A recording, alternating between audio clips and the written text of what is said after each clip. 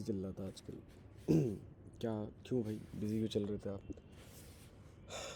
काम है यार, असाइनमेंट वगैरह, कॉलेज की लाइफ है, गंदी लाइफ है। कुछ चीज़ें मेरे को एड्रेस करनी है, कुछ कुछ एड्रेस नहीं करना मेरे को। ऐसे थोड़ी स्मॉल टॉक कर रहा हूँ ग्रूव में आने से पहले। स्किप कर सकते हो चाहो तो, आगे चले जाओ, कुछ खास इंपॉर्टेंट है नहीं वैसे। पेपर कहाँ गया? ये रहा पेपर। बोर्ड तो खोला ही नहीं जी आपने, वैसे गुड पॉइंट। बोर्ड तो खोला ही नहीं मैंने, अभी खोल लेते हैं। जी रहा, फिज़िक्स वाला खोलना है, नहीं बायोलॉजी वाला बोर्ड खोलना है।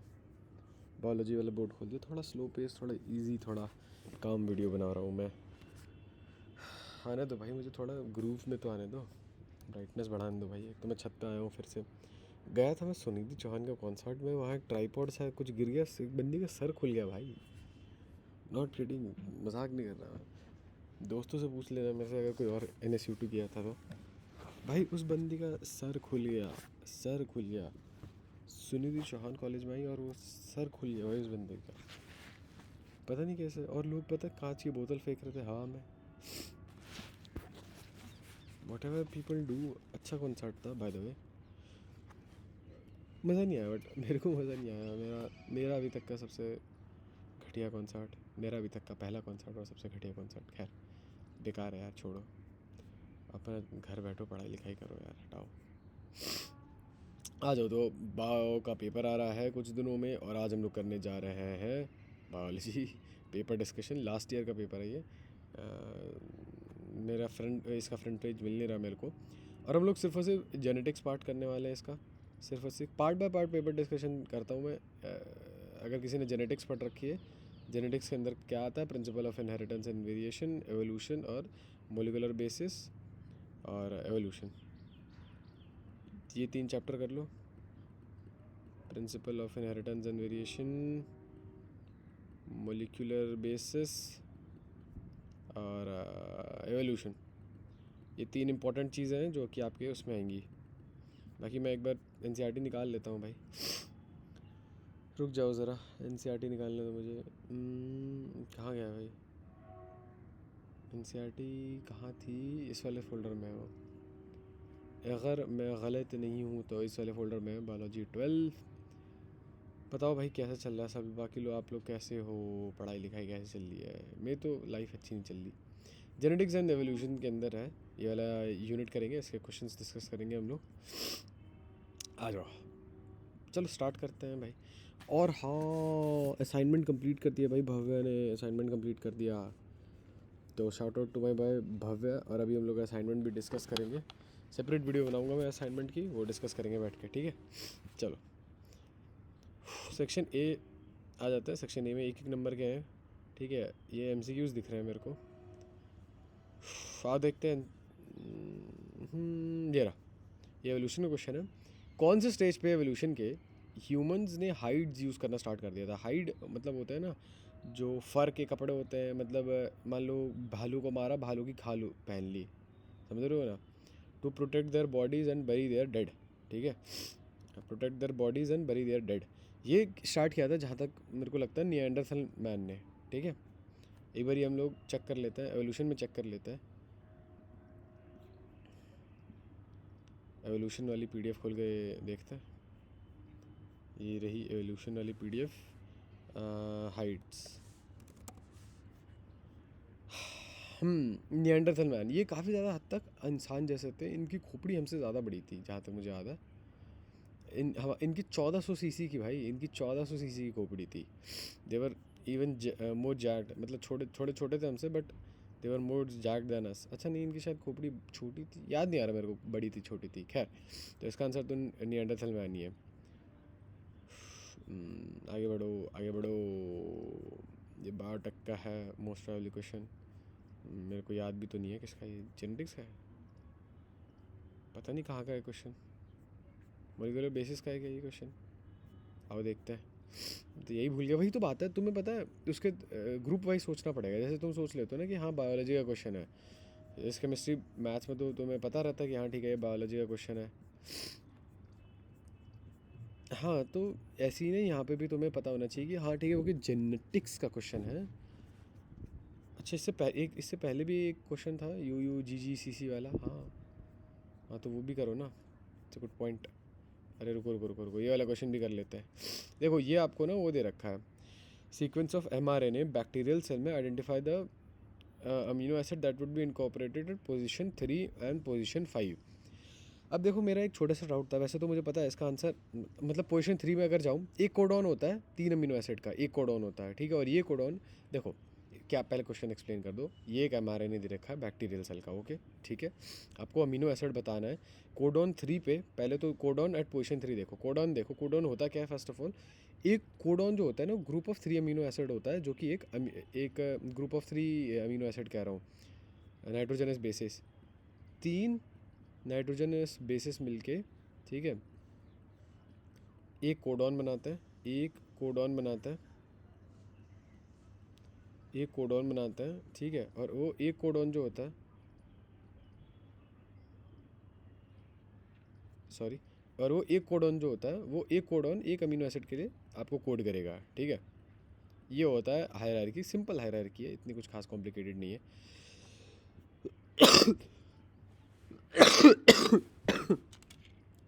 मैं अपना फ़ोन साइलेंट से हटा दूँ, क्या पता कॉल कॉल आ जाए भाई। साइलेंट से हट रखा है, चलो ठीक है।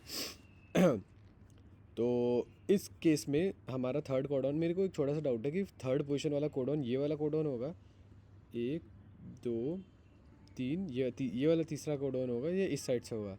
चलो मैं मान के चलता हूँ इस साइड से है। 1 2 3, 1 2 3, 1 2 3, यू फिनाइल एलानीन के लिए होता है। और फिफ्थ कोडॉन देखते हैं, ये चौथा, ये पांचवा, AUG मिथ्योनीन के लिए होता है, ठीक है। मैं आपको दिखा देता हूँ just so we are clear. आओ देखते हैं।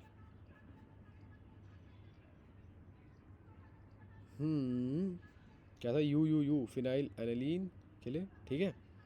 और नहीं, AUG था इसके बाद।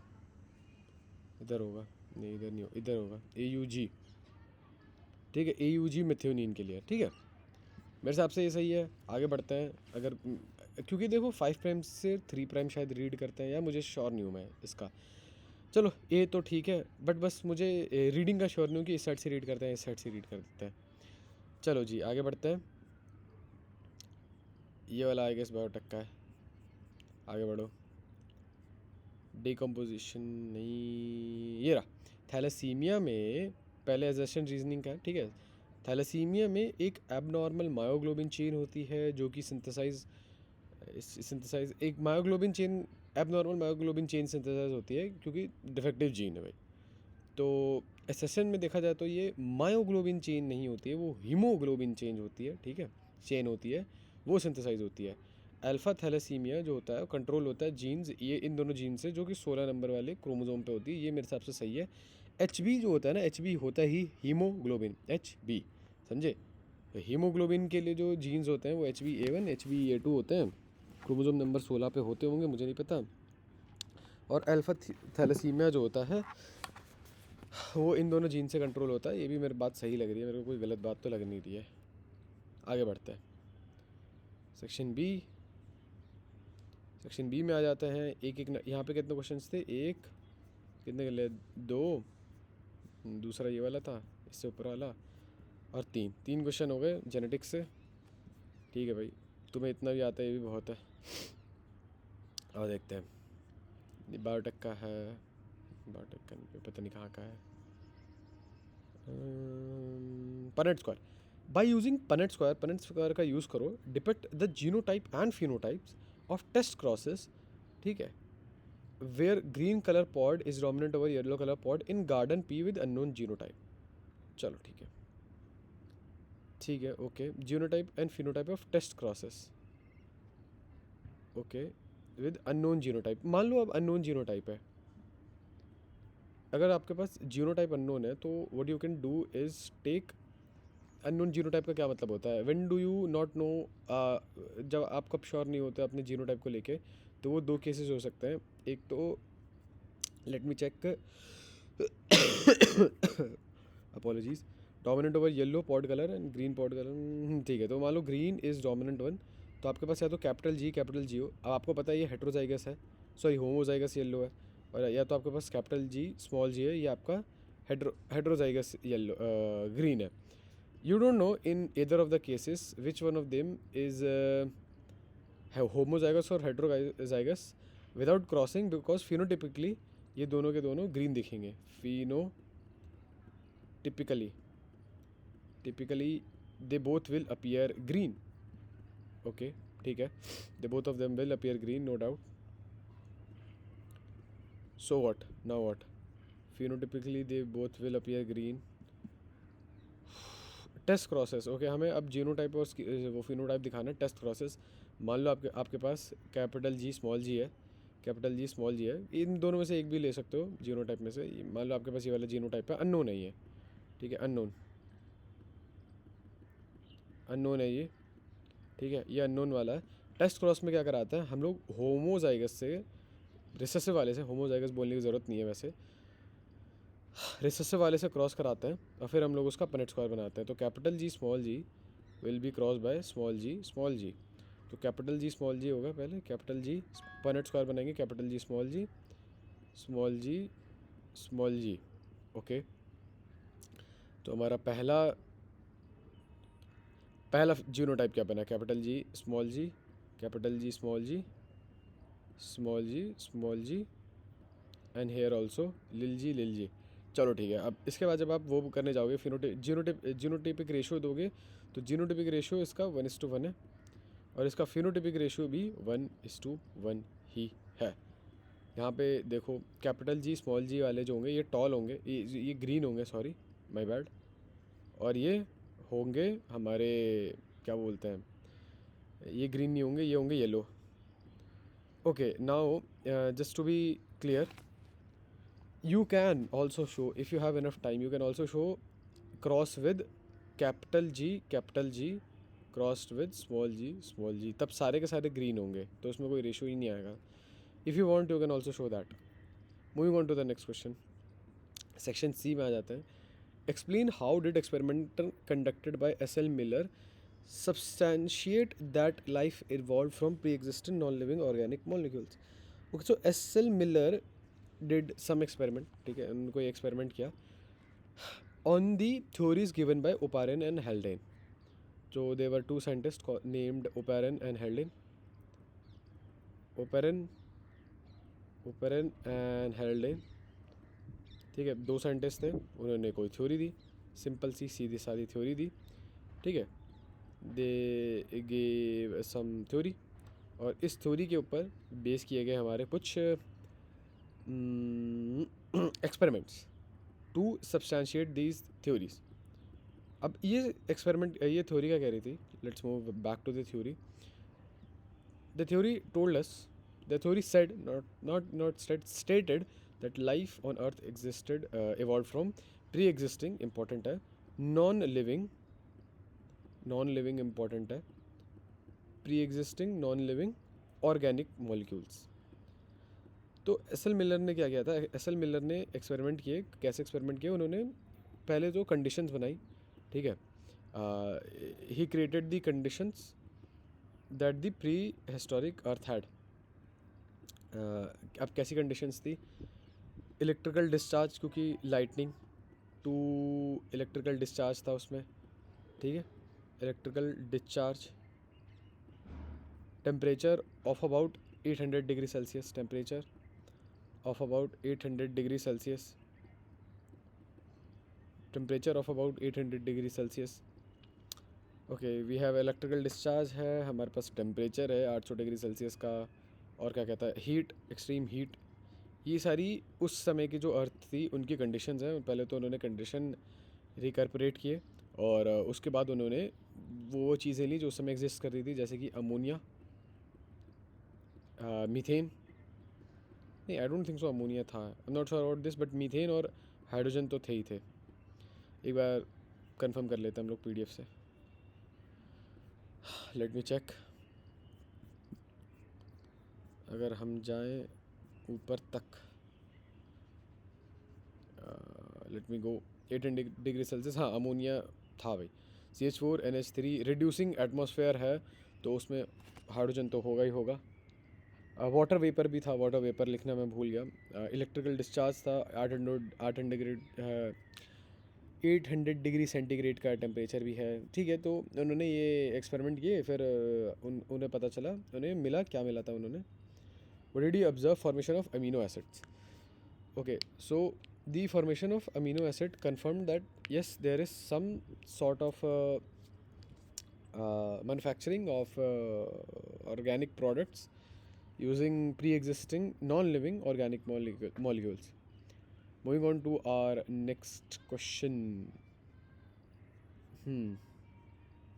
ये रहा एच जी पी मैंने पढ़ा नहीं था ढंग से। मोलिकुलर बेसिस ऑफ इनहेरिटेंस रह ही रहा है मेरा लास्ट का part.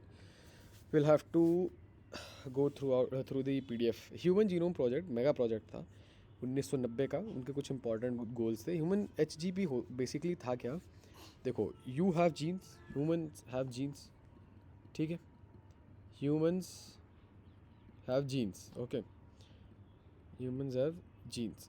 So genes have nucleotides. Genes होते क्या है, बेसिकली न्यूक्लियोटाइड के सीक्वेंस, या न्यूक्लियोटाइड, हाँ चलो ठीक है, न्यूक्लियोटाइड के सीक्वेंस। तो AUGATT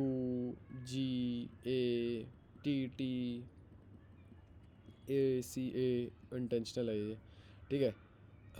ओके, तो क्या, हाँ, तो इस पूरे के पूरे जीनोम को मैप करने की जब बारी आई थी, तो उस समय इंट्रोड्यूस हुआ था HGP या ह्यूमन जीनोम प्रोजेक्ट। उसके 4 बेसिक गोल्स क्या थे, you will have to go, ये रहा 4 बेसिक गोल्स देखते हैं HGP के। यही आने चाहिए।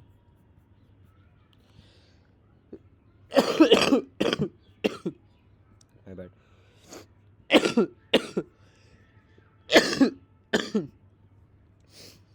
मेरे ऑब्जर्वेशंस हैं, 4 गोल कहते हैं उनके। Any 4 prime goals, okay. चलो पहले वो देखते हैं, any common noun human animal model organism जो कि कोड हुआ था। ह्यूमन तो चलो, ह्यूमन की तो कोडिंग देखी गई थी, कोई और ह्यूमंस के अलावा कोई और कोड वगैरह हुआ था तो बताओ।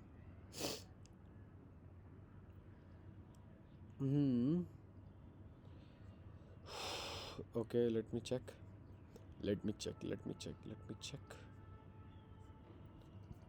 ऊपर से ही पढ़ना पड़ेगा यार, मेरे को खुद याद ही नहीं है। गोल्स रहा HGP का, देखो इंपॉर्टेंट गोल्स ये थे, वो देखते हैं, इजी वाले याद कर लेते हैं। Store this information in database. अच्छा, आप इन्फॉर्मेशन निकाल रहे हो तो ऑब्वियसली उसे स्टोर करने वाले हो आप कहीं ना कहीं, तो इस इन्फॉर्मेशन को डेटाबेस में स्टोर करना है आपको अगर, तो वो एक आपका गोल है। Improve tools for data analysis, ठीक है, पहली इन्फॉर्मेशन स्टोर करना है। दूसरा, डेटा एनालिसिस के लिए आपको ये इन्फॉर्मेशन इम्प्रूव करनी है, टूल्स बनाने हैं, ठीक है, ठीक है। Address the ethical, legal and social issues, ठीक है, ethical, legal and social issues आपको एड्रेस करना है। चलो अब मेरे को याद दिलाओ, पहला बताओ। पहला था कि store this information in a database, ठीक है। दूसरा बताओ। दूसरा था कि हम लोग improve tools for data analysis, ठीक है। तीसरा बताओ, address ethical, legal and social ethics, ELSI, okay.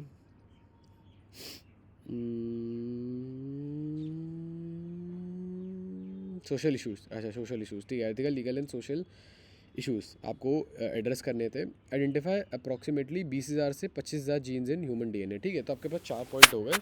और एक और था कि नॉन ह्यूमन मॉडल बताओ, नॉन ह्यूमन मॉडल ऑर्गेनिज्म बताओ।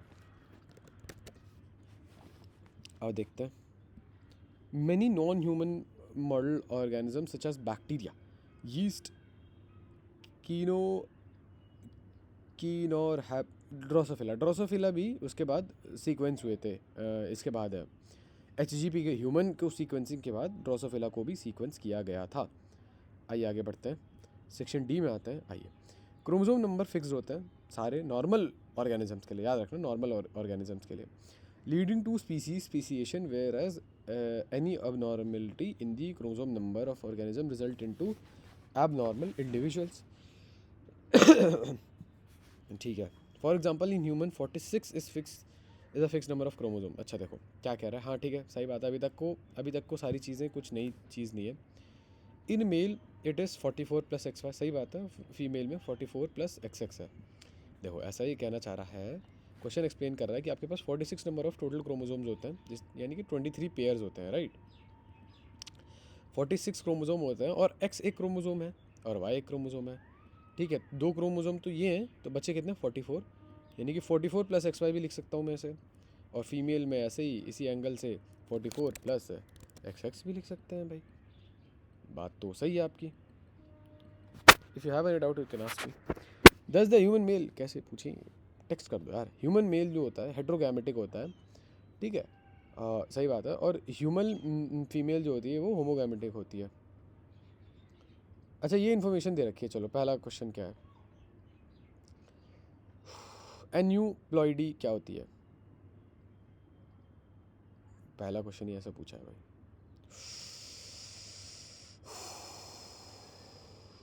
डैम, मुझे आता ही नहीं एन्यूप्लॉइडी क्या होती है. जहाँ तक मुझे याद है. अच्छा दूसरा वाला एड्रेस करता है. स्पर्मेटोजेनेसिस में क्रोमेटिड्स हैं सेक्स क्रोमोजोम. मान लो क्रोमेटिड्स हुए सेक्स क्रोमोजोम के, वो डिवाइड करना मतलब फेल हो गए, segregate during mitosis. Right the only different type of gamete with Altered chromosome that could possibly be produced spermatogenesis में. ठीक है. The chromatids of sex chromosomes. Sex chromosomes कौन से होते हैं. ये होते हैं X और Y होते हैं मेल में. और स्पर्मेटोजेनेसिस की बात हो रही है, तो अब ये फेल टू प्रोड्यूस हो गया. ठीक है. अब मैं मान के चल रहा हूँ कि सिर्फ और सिर्फ ये फेल टू प्रोड्यूस हुए हैं, यानी कि जो बाकी के 44 थे वो डिवाइड हो गए आराम से. बाकी के 44 डिवाइड हो गए. ठीक है. ये वाले क्रोमोजोम सेक्स क्रोमोजोम ये अलग ही, ये अपने अलग होते हैं और ये भाई अपने अलग होते हैं. सेग्रीगेशन में भले ही दोनों एक ही सेल में हो रहा होगा ये सब, लेकिन डिवाइड अलग अलग होते हैं ये. ठीक है, ये ध्यान रखना. मान के चलो एक ही सेल में हो रहा है, तो ये भाई तो चलो अलग अलग हो गए और ये डिवाइड नहीं हो पाए. ठीक है, तो ऐसा बन जाएगा आपके पास दो पॉसिबिलिटीज़ होंगी. 22 प्लस XY, एक गैमेट आपका ऐसा बन जाएगा, और दूसरा बनेगा 22 प्लस कुछ नहीं. यहाँ कुछ नहीं होगा क्योंकि कायदे से एक Y यहाँ आना था, एक X यहाँ आना था, नहीं आ पाया, तो इसलिए कुछ नहीं बनेगा यहाँ पे, ये खाली रह जाएगा. ठीक है. Right the only different type of gamete with altered chromosome number that could possibly be produce. ठीक है. चलो only different type of gametes, ये तो चलो हमने लिख दिया. A normal human sperm 22Y fertilises with an ovum with karyotype 22 plus XY. ये नॉर्मल नहीं है, ध्यान रखना. Right. Name the disorder offspring. अब देखो दोनों को कंबाइन करोगे तो 22 प्लस 22, ये दोनों कंबाइन होंगे तो आपका बनेगा 44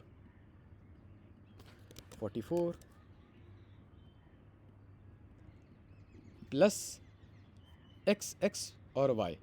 ठीक है, तो ये हो जाएगा XXY. XXY. जहाँ तक मुझे याद है ये शायद टर्नर सिंड्रोम होता है. आओ देख के आता है. ये शायद यहाँ होता है. नहीं यहाँ नहीं, ये तो एवोल्यूशन वाला है. यहाँ होता है शायद.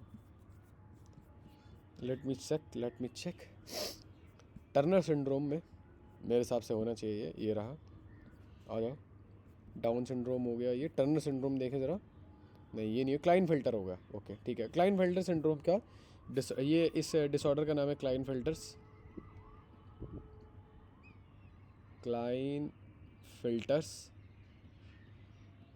सिंड्रोम. इस डिसऑर्डर का नाम है क्लाइनफेल्टर्स सिंड्रोम. ठीक है. Name the disorder. The offspring would thus produced would suffer from and write down any 2 symptoms of the disorder. इसमें क्या होता है कि इसमें आपका वैसे फिनोटाइप तो मैस्कुलिन होता है, आप मेल दिखने में आप मेल हो, but there are some issues. Like एक तो आप बहुत ज़्यादा टॉल हो, very very tall. although I don't see it as a issue, but it is a issue when you have titties also. You are tall and you have a gynecomastia, which is fine. सबको normal mails में भी होता है, ऐसी बात नहीं है. gynecomastia, it's acceptable. भाई स्पेलिंग लिखनी आती नहीं आपको. सही बात है। गायनोकोमेस्टिक की स्पेलिंग जो भी होती है वो लिख लेना। Name a best known and most common autosomal aneuploid abnormality in human and write down any symptoms। देखो अब मैं बताता हूँ एन्यूप्लॉइडी क्या होती है। जहाँ तक मुझे याद है, aneuploidy is having one or more copies of the same DNA, same chromosome, sorry, copy एक ही बात है वैसे तो, ऑफ द सेम क्रोमोसोम। ये मेरा थ्योरी है। अभी इसे टेस्ट करते हैं, आ जाओ। ऑफ द सेम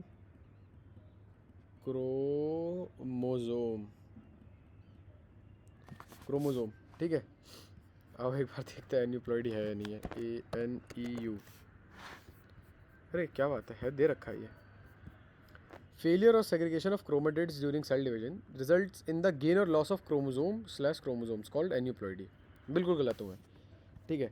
और ये मोस्ट बेस्ट नोन और मोस्ट कॉमन एग्जांपल एक्चुअली में डाउन सिंड्रोम है, जिसके 2 सिम्टम है। आप मेंटली रिटार्डेड होते हो और आपके शायद फ्लैट टंग होती है, ऐसा कुछ था। डाउन सिंड्रोम फ्लैट फेस होता है, बिग एंड रिंकल टंग होती है एक्चुअली में, यस डाउन सिंड्रोम, ठीक है। And getting down with Shaun and एक और करके ऐसा कोई यूट्यूब चैनल है, बहुत ही प्यारा YouTube channel, it's a very very nice YouTube channel, you should check it out. It's funny also, it is hilarious। okay, failure और segregation of chromatids during cell division, हाँ ठीक है। मतलब देखो जो ऐसा है, मान लो कि आपके 6-7 ऐसे क्रोमोसोम्स हैं, मान लो एक ऐसा है, एक ऐसा है, ठीक है। 2 क्रोमोसोम्स हैं, इसमें से एक डिवाइड करके एक डिवाइड नहीं किया तो भैया आपके पास यहाँ पे एक आ जाएगा और एक पूरा का पूरा ये वाला सेट आ जाएगा और यहाँ पे एक ही जाएगा। ये गैमीट बन रहा है आपके, समझ रहे हो ना। तो इस केस में क्या है भाई, इस केस में आपके पास एन्यूप्लॉइडी हो गई आपकी, ठीक है। ठीक है लाडेले, आगे बढ़ते हैं। Antibody bioreactors Eco R1, it is sometimes observed that F1 progeny shows a phenotype that resembles both parents, ठीक है, both parents। Explain this type of inheritance using the ABO blood groups in a human। देखो जब आप both parent को resemble करते हो ना, ठीक है, मान लो आप मम्मी को भी रिजेंबल कर रहे हो किसी सेंस में और पापा को भी, ठीक है, और आप कोई प्रोजेनी हो तो उसे कहते हैं कोडोमिनेंस।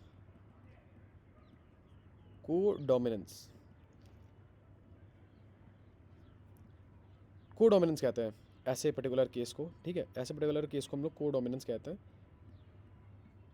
ABO ब्लड ग्रुपिंग की अगर मैं बात करूं, inheritance using ABO blood grouping, मान लो कि आपकी मदर A ब्लड ग्रुप की है, मान लो आप मदर A ब्लड ग्रुप की है, आपके फादर O ब्लड ग्रुप के हैं, ठीक है। और जब आप पैदा हुए तो या तो आप O ब्लड ग्रुप के हुए या तो आप AB ब्लड ग्रुप के हुए। वैसे होने को तो आपके पास सारी पॉसिबिलिटीज़ है। मान लो आप AB ब्लड ग्रुप के पैदा हो गए, ठीक है, तो अभी आप मदर को भी रिजेंबल कर रहे हो, फादर को भी रिजेंबल कर रहे हो, राइट, समझे ना। अब इसको कहता हूँ कोडोमिनेंस। अब मैं बताता हूँ इसे दिखाओगे कैसे। पनेट स्क्वायर बना देना, मदर का जीनोटाइप लिखना I0A, फादर का जीनोटाइप लिखना I0B। कुछ भी लिख सकते हो, वैसे ज़रूरी नहीं है कि आप I0 ही लिखो, आप IB भी लिख सकते हो, आप IA भी लिख सकते हो, उससे कोई इशू नहीं है मुझे, ठीक है। जब आप स्क्वायर बनाने जाओगे तो ये हो जाएगा I और IA, ठीक है, और यहाँ हो जाएगा I और IB, ठीक है, ओके जी। तो ये स्मॉल आई हो गया, ये स्मॉल IB हो गया। वैसे मुझे इनसे मतलब नहीं है, बस फिर भी बना लेना। लास्ट में आप देखो IA और IB हो गया, AB ब्लड ग्रुप हो गया। इसमें ये वाला जीन भी विल एक्सप्रेस इटसेल्फ और इसमें ये वाला जीन भी विल एक्सप्रेस इटसेल्फ, ठीक है। इसे कहते हैं कोडोमिनेंस, ठीक है।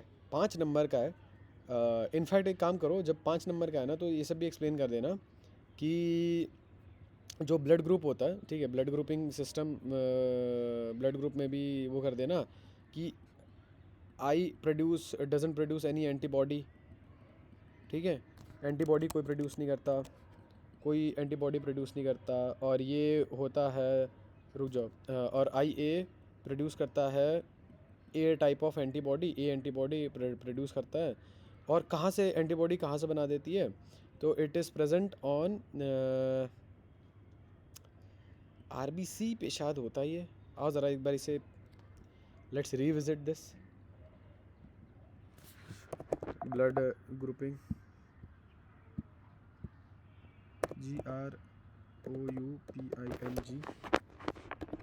GROUPING blood grouping in human beings.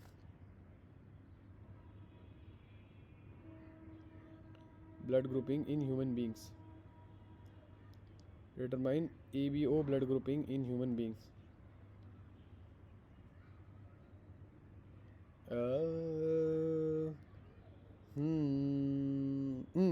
The plasma membrane of red blood cells has sugar polymer that produce kind of sugar controlled by the gene. ठीक है। शुगर प्रोड्यूस होती है आरबीसी पे, एक प्लाज्मा मेम्ब्रेन होता है उसके थ्रू, ठीक है। आई ए और आई बी हल्की हल्की डिफरेंट शुगर प्रोड्यूस करती है और आई कोई शुगर प्रोड्यूस नहीं करती है, ठीक है। यार एंटीबॉडी वाली बात कहाँ गई?